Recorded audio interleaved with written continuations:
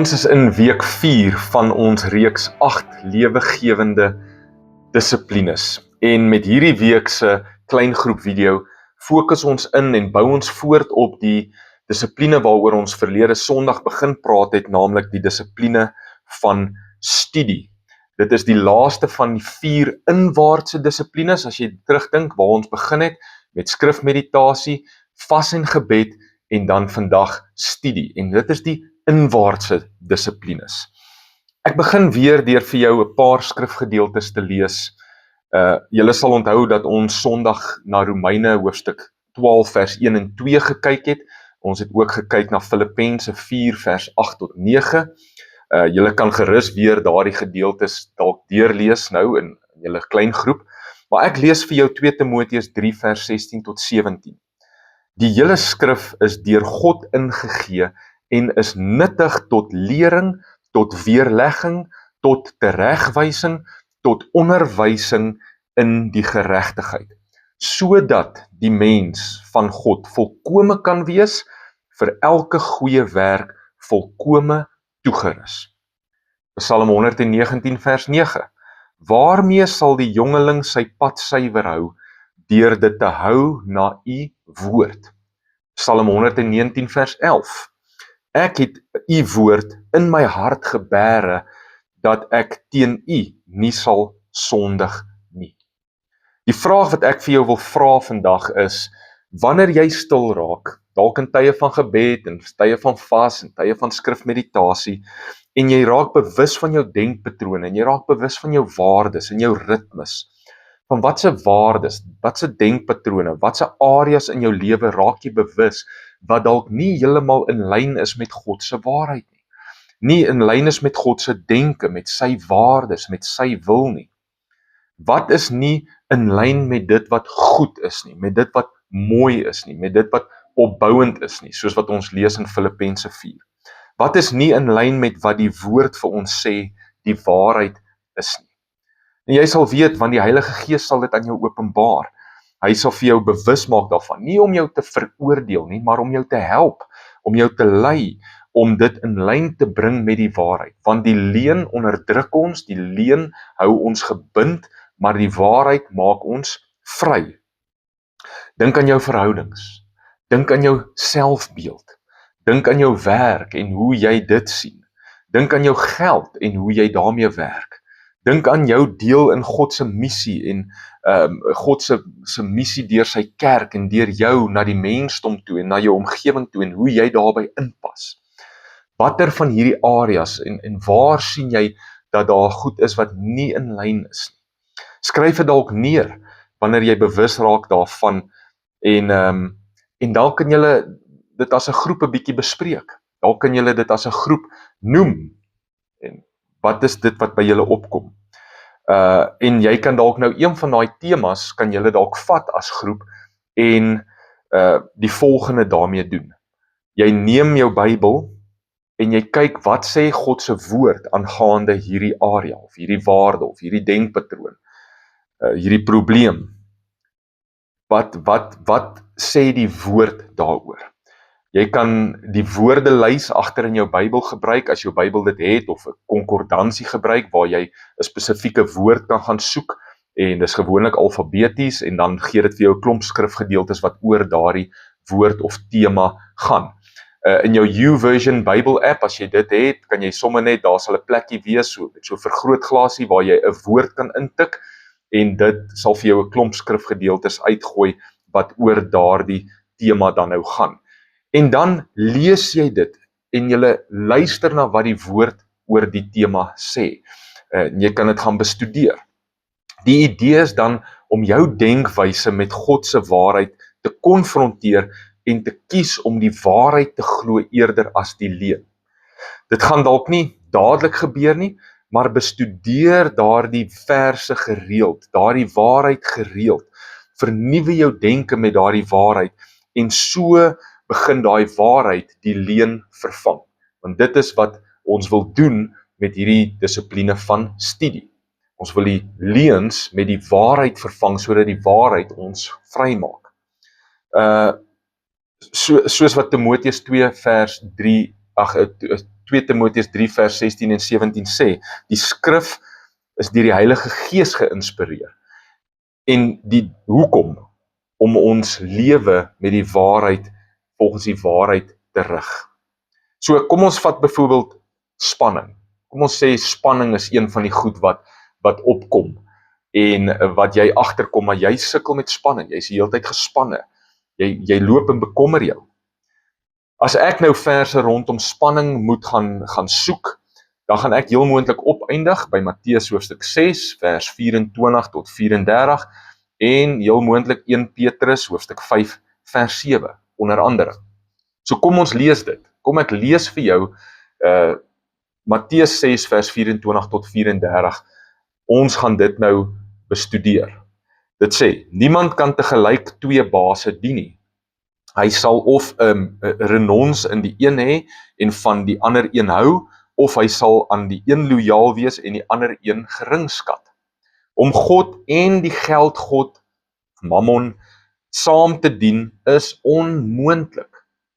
Daarom sê ek vir julle, is nou Jesus, hou op om julle te bekommer oor julle daaglikse lewe, wat julle sal eet of drink, of oor julle liggame, wat julle sal aantrek. Is die lewe nie baie belangriker as kos nie? Is die mens se liggaam nie baie belangriker as klere nie? Hou die voëls wat daar vlieg dop. Hulle saai nie, hulle oes nie en hulle maak nie in skure bymekaar nie. Dit is onnodig want julle hemelse Vader gee aan hulle kos. Besef julle nie dat julle vir God nog baie kosbaarder is as hulle nie? Kan al julle bekommernis julle lewe 1 sekonde langer rek? En wat klere aanbetref, wat bekommer julle daaroor? Leer hierdie les van die veldlelies wat so pragtig in blom staan. Hulle sloof hulle nie af of om vir hulle self klere te maak nie. En tog sê ek vir julle, self Salomo in al sy glorie was nie so pragtig aangetrek soos een van hulle nie. As God dan die veldplante wat vandag daar is en môre verbrand word, so mooi aantrek, hoeveel te meer sal hy nie vir julle sorg nie. Is julle geloof dan so klein? Moet julle dus nie bekommer en vra, wat sal ons tog eet, of wat sal ons drink, of wat sal ons aantrek nie? Dit is die ongelowiges wat oor hierdie soort dinge begaan is. Julle hemelse Vader weet tog dat julle dit alles nodig het. Nee, maak God se koningsheerskappy en dit wat voor hom reg is, julle prioriteit. Dan sal God vir julle al hierdie ander dinge byvoeg. Moet julle daarom nie oor môre bekommer nie. Môre sal sy eie bekommernisse bring. Vandag se moeilikheid is vir een dag heeltemal genoeg. Ok, so onthou nou, wanneer ons 'n stuk bestudeer, ons lees dit, wanneer ons bestudeer, dan begin ons eers by interpretasie, voordat ons by toepassing kom. So ons wil eers hoor, wat het Jesus hier gesê? Wat het Jesus hier bedoel? Wat wou hy oordra aan sy oorspronklike gehoor? Wat wou hy hê moes hulle verstaan? Voordat ons nou begin dink, maar hoe gaan ek dit toepas in my lewe? Kom ons moet eers interpreteer, wat sê die skrif? Nou, wanneer jy hierdie skrifgedeelte bestudeer, dan gaan jy altyd kyk na die konteks. Met ander woorde, wat kom voor hierdie gedeelte, wat kom na hierdie gedeelte? Is hierdie gedeelte deel van 'n groter geheel? Nou, wanneer dit kom by hierdie gedeelte in Matteus 6, moet ons onthou dat Jesus hier besig is met wat ons nou noem die bergpredikasie, wat begin by hoofstuk 5 en eindig aan die einde van hoofstuk 7. En dis hierdie gedeelte wat ons nou lees, is in die middel van daai groter gesprek. Jesus is besig om hier met 'n groot verskeidenheid mense te praat. Hy praat met ryk mense, hy praat met arm mense, en hy wil hulle leer hoe koninkryksmense moet dink en moet optree. En dit verskil van wêreldse denkwyses. Dink 'n bietjie hoe die Romeinse oorheersers oor hierdie goed gedink het, né? Oor geld en klere en die materiële. Dink bietjie oor hoe die fariseërs dalk daaroor gedink het, die priesters daaroor gedink het. Hulle het dit hulle fokus gemaak. Dit was die rede waarom hulle gelewe het. En Jesus wil dit aanspreek. Hy sê, julle behoort anders te lewe. Julle behoort anders oor hierdie goeters te dink. En dan gebruik Jesus 'n paar voorbeelde om sy punt te maak, en ons kan na daai voorbeelde dan bietjie kyk, naamlik die voeltjies en die blomme, waar Jesus vir hulle dit voorhou as 'n voorbeeld van hoe ons houding behoort te wees. So dalk kan julle as groep die video net hierso bietjie pause en bestudeer wat Jesus hier wou sê in hierdie gedeelte en aan die hand van hierdie voorbeelde rondom spanning en hoe ons oor die materiële behoeftes moet dink. So pause die video hier en praat bietjie as groep, wat wou Jesus hier hê moet hierdie mense hoor? Wat wou hy oordra? Hoe wou hy hê moet hulle dink? Praat 'n bietjie daaroor.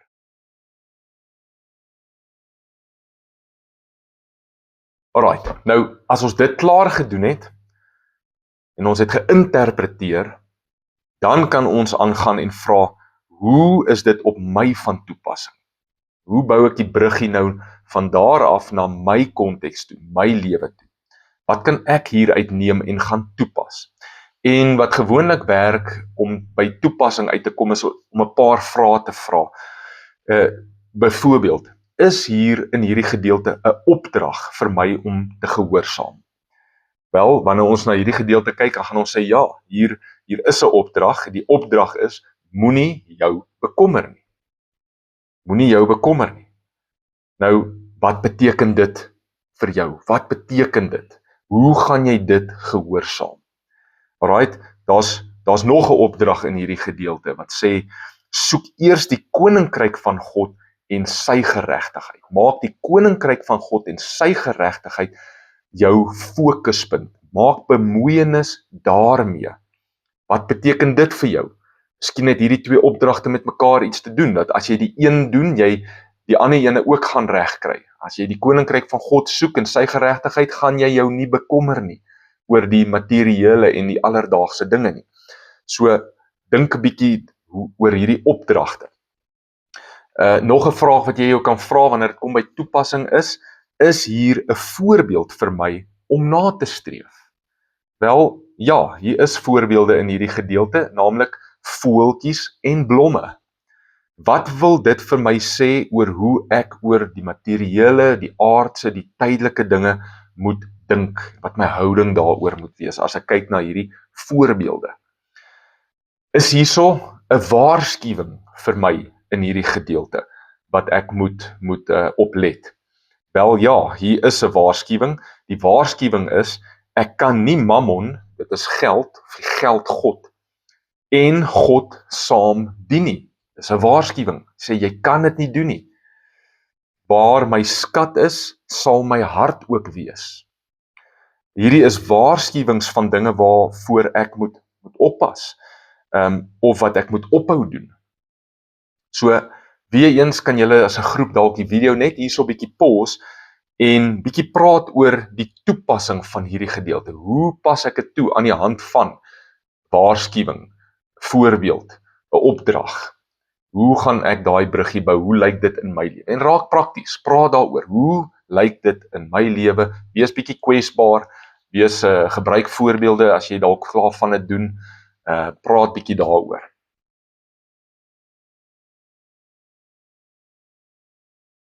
So, wat ons hier doen, kan ons dan nou doen met enige skrifgedeelte, wanneer ons 'n skrifgedeelte wil bestudeer. En by die waarheid daarby wil uitkom, waardeur God dan my gedagtes wil verander, wil vernuwe, sodat my lewe, wat nie in die vorm van die wêreld gegiet sal word nie, maar getransformeer kan word om soos Jesus te lyk. Alright, jy kan dieselfde op jou eie nou gaan doen met 1 Petrus hoofstuk 5 vers 7. En dan kan julle 'n bietjie dalk op julle WhatsApp groep bespreek wat vir jou hier uitstaan. Hoe interpreteer jy dit en hoe pas ons dit toe? 1 Petrus 5 vers 7 wat natuurlik sê, gee al julle bekommernisse aan God oor, want hy gee vir julle om. Okay, weer eens, as ons nou by die tema van bekommernis bly, né? Kyk na die gedeelte voor hierdie en die gedeelte na hierdie, interpreteer dit, vra dan na die vraag en pas dit dan toe. Gaan doen dan dieselfde met ander denkpatrone wat dalk by jou sal opkom en wat jy gaan identifiseer. Soos byvoorbeeld vrees. As vrees 'n ding in jou lewe is, dan gaan jy kyk na verse soos 1 Johannes 4 vers 18 en Joshua 1 vers 9 en Hebreërs 13 vers 5. En so kan jy dan nou doen met ander areas van jou lewe.